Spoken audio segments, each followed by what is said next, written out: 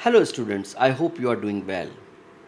Last class में हम लोगों ने इलेक्ट्रॉन ट्रांसपोर्ट चेन को डिस्कस किया और देखा कि किस तरीके से एरोबिक रेस्पिरेशन के थ्रू ग्लूकोज का एक मॉलिक्यूल हमको 38 मॉलिक्यूल्स ऑफ एटीपीज को दे रहा है।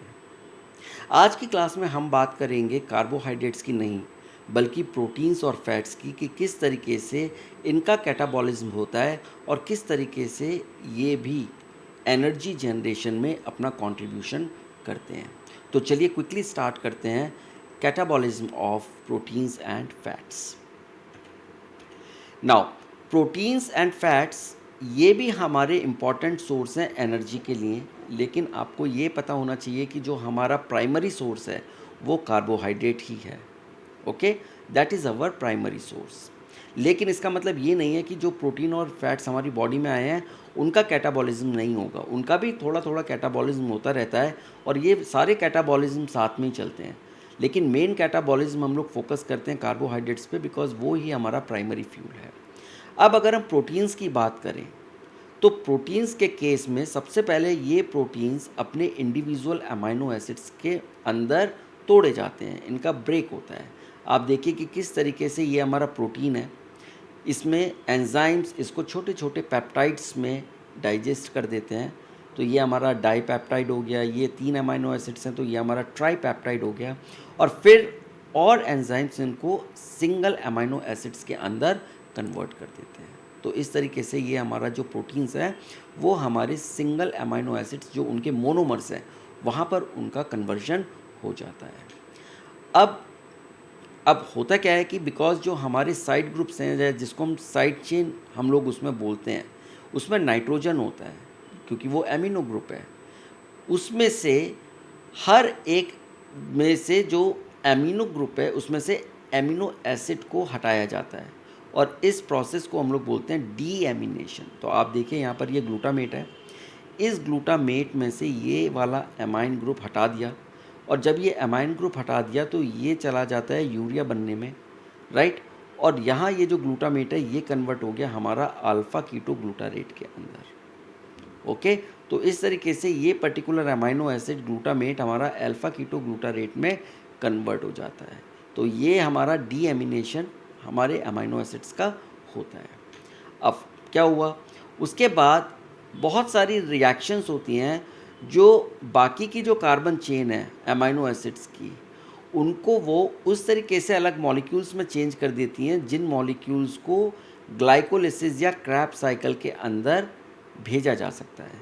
फॉर एग्ज़ाम्पल, अगर हम एग्ज़ाम्पल देखें एलेनीन की, तो यहाँ पर इसको कन्वर्शन होता है पायरुविक एसिड में, और आप जानते हैं कि जो पायरुविक एसिड है वो ग्लाइकोलिसिस में भी बनता है।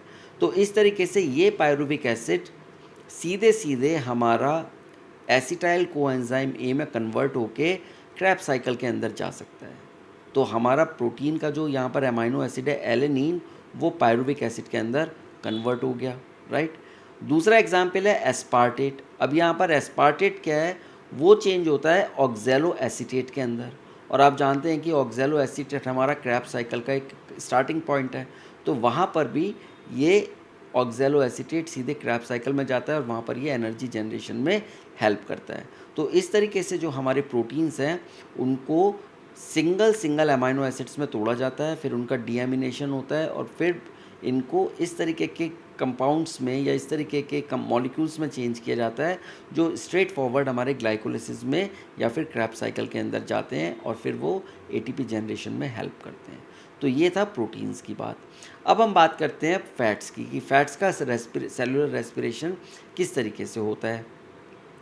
फैट्स को भी ब्रेक डाउन किया जाता है इनका, और जब हम फैट्स को ब्रेक डाउन करते हैं तो जो मॉलिक्यूल्स बनते हैं वो हैं हमारे फैटी एसिड्स और ग्लिसरॉल। ऑलराइट, तो आप देखिए ये हमारा ट्राई एसाइल ग्लिसरॉल है। ये ट्राई एसाइल ग्लिसरॉल में आप देखिए कितना कॉम्प्लेक्स ये मॉलिक्यूल है, कार्बन की लंबी लंबी चेन्स हैं, उसके साथ ये हाइड्रोजन लगे हुए हैं यहाँ पर, और इसको देख के ऐसा लगता है कि अरे हम कहाँ फंस गए, ये क्या चीज़ आ गई हमारे सामने। लेकिन आप देख सकते हैं कि फ़ैट कितना हैवी होता है, ये इसकी स्ट्रक्चर है, राइट। तो ये है ट्राई एसाइल ग्लिसरॉल। तो बेसिकली ये ग्लिसरॉल की जो एक इसकी स्केलेटन है उसके ऊपर यहाँ पर ये बाकी के जो एसाइल ग्रुप्स हैं ये ट्राई 1 है 3, आप देखिए यहाँ पर ये 1 2 3 हैं, यहाँ पर ये इस पूरे स्ट्रक्चर को जनरेट कर रहे हैं। अब जब इसको हम लोग ब्रेक डाउन करेंगे तो इससे हमको मिल जाएगा ग्लिसरॉल, राइट, ग्लिसरॉल तो मिलना ही था, और साथ में हमको मिल जाएंगे ये फैटी एसिड्स। तो अब हमारे फैटी एसिड्स अलग हो गए और ग्लिसरॉल हमारा अलग हो गया, ओके। और ग्लिसरॉल आप जानते हैं कि ये हमारा सिंपलेस्ट कार्बोहाइड्रेट में आता है। अब ये जो बहुत सारे आप हाइड्रोजन एटम्स देख रहे हैं, ये सारे के सारे हाइड्रोजन एटम्स हमारे को रिच हार्वेस्ट ऑफ एनर्जी देते हैं, ओके।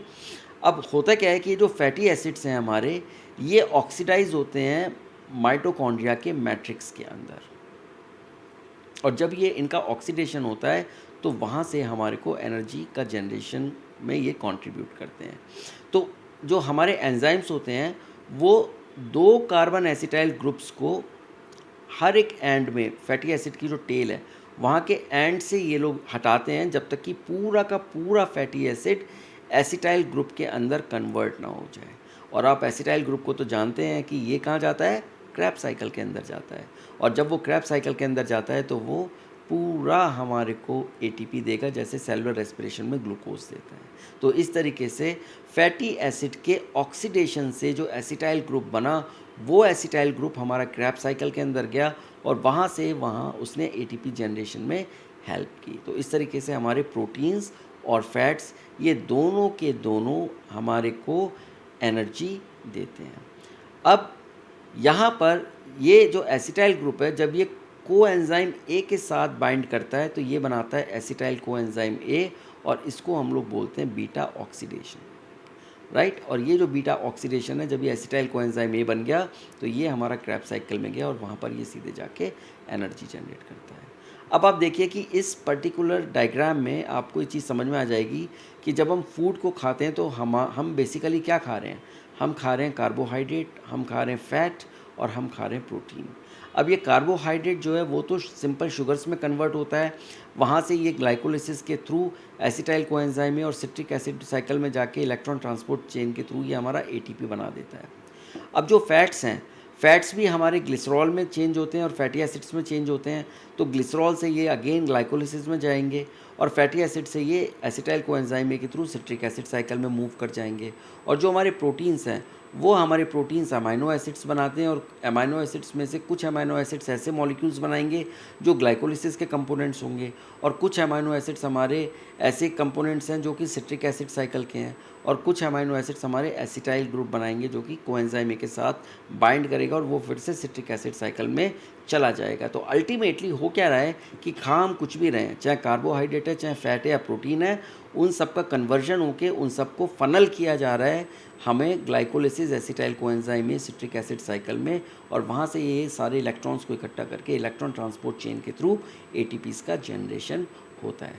तो इस तरीके से हमारे प्रोटीन्स और फैट्स भी हमारे को एनर्जी देते हैं।